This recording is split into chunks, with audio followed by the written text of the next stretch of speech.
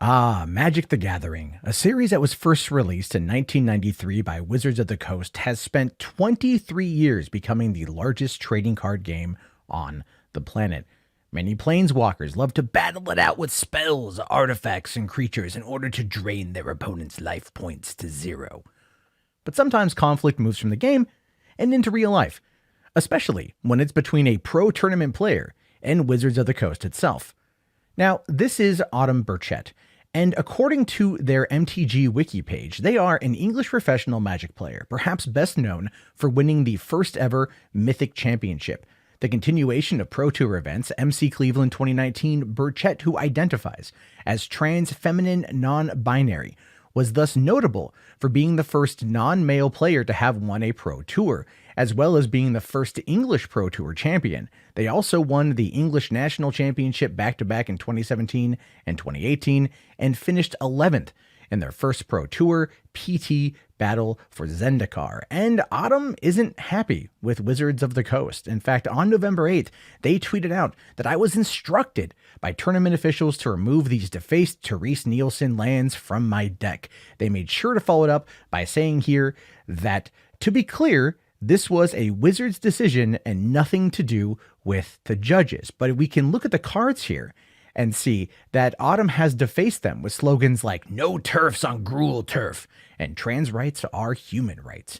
In fact, in the rules for Magic judges, defaced cards are still considered tournament legal. In fact, stating here, head judges, while the head judge in an event may decide to allow or disallow any given alter card, it is important to keep above guidelines in mind. If the art is still recognizable, the name and mana cost are not obstructed, and the card is not distinguishable from any other card in the deck while in a hidden zone, then it should be allowed. The potential offensiveness of an alter is a more subjective area and should likely be a more conservative approach. Another key thing to pay attention to here is that Autumn also scribbled over Terese Nielsen's name. So the question becomes, who is Terese Nielsen and why does Autumn hate her so much?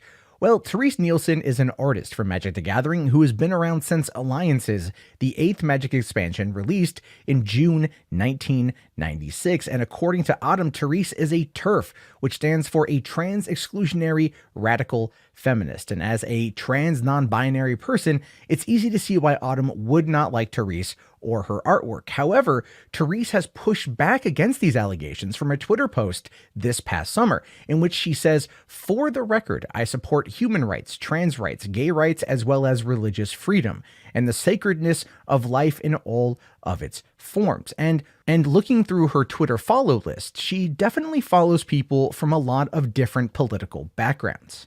And the interesting thing to me is that Autumn defaced cards that were valuable. I mean, the mana cards here are very special. These are called Guru lands because they were given out to people called Magic Gurus in a short-lived scheme from 2000. They're incredibly rare, and those two cards apparently have a low-end value of around $800, as the eBay listing here shows $800 for just one of those cards on the high end. Now, some people are mad that she defaced them. Others think that they now have an increased value due to the protest nature of the defacement.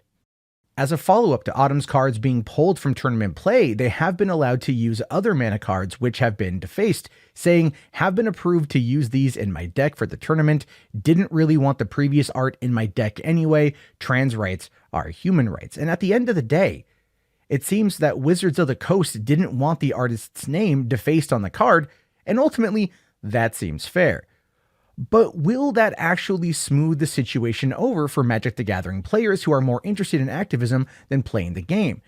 It seems that many have already painted Terese Nielsen as a TERF, and despite her publicly stating the opposite, it will actually have very little impact on the opinions that some hold. So as we get to the end here, we see that Wizards made a judgment call, but are allowing other defaced cards to be played. So where does it go from here? Where does Autumn go from here? And that's going to be really where it's going to be fun to watch, because the Magic community is going to respond to this one way or another. And my question as a non-Magic player, as just a viewer from the outside, is, at the end of the day, does any of this even really matter?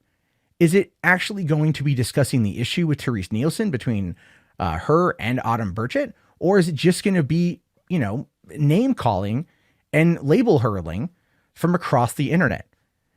We'll have to wait and see, but in the meantime, things are going to get pretty interesting. Your thoughts, your opinions, let me know down in the comments below. Thank you for watching. Have yourself a great day, and peace out.